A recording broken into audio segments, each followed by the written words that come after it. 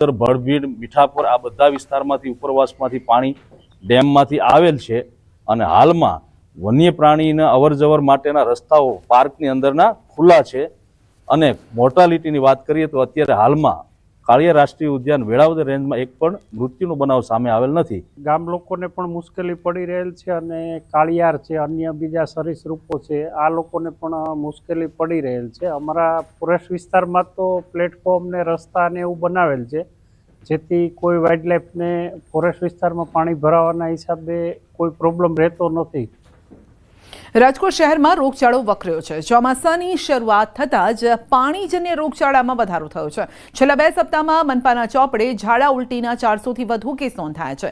તાવ, શરદી, ઉધરસ, ઝાડા, ટાઇફોઇડ, કમળો સહિતના કુલ 1867 કેસ નોંધાયા છે। રાજકોટ મહાનગરપાલિકા સંચાલિત આરોગ્ય કેન્દ્ર રોગચાળાને લઈને સજ્જ છે। ગત સપ્તાહે જે છે ચિકનગુનિયા મેલેરિયાના કોઈ પણ કેસ નોંધાયેલા નથી, જ્યારે ડેન્ગ્યુના 2 છૂટાછવાયા કેસ છે નોંધાયેલા છે। આ ઉપરાંત જોવા જઈએ તો શરદી ઉધરસના 758, તાવના 893 કેસ ઉપરાંત જોવા જઈએ તો 208 જેટલા જે કેસ જે છે એ ઝાડા ઉલટીના નોંધાયેલા છે। આ ઉપરાંત જોવા જઈએ તો 2 ટાઇફોઇડના કેસ અને 4 જે છે જે કમળાના કેસ છે નોંધાયેલા છે। આ ઉપરાંત હાલ જે છે વરસાદની કારણે ઘણી વખત જે છે પાણીજન્ય રોગચાળો વધે નહીં, વકરે નહીં, તે માટે જરૂરી કાર્યવાહી માટે પણ સૂચનાઓ જે આપેલી છે। સુરત સિટી બસમાં કૌભાંડ સામે આવ્યું છે। ચેકિંગ દરમિયાન આખી બસ ટિકિટ વગર ઝડપાઈ છે।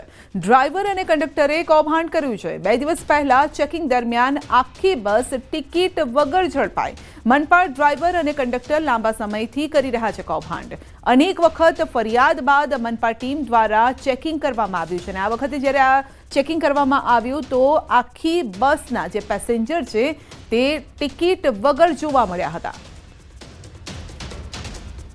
દ્વારકામાં એસઓજીએ જૂની માછીમારી બોટના રજીસ્ટ્રેશન મામલે કરોડોનું કૌભાંડ ઝડપી પાડ્યું। બોગસ બિલના આધારે જૂની માછીમારી બોટોનું રજીસ્ટ્રેશન થતું હોવાનું સામે આવ્યું।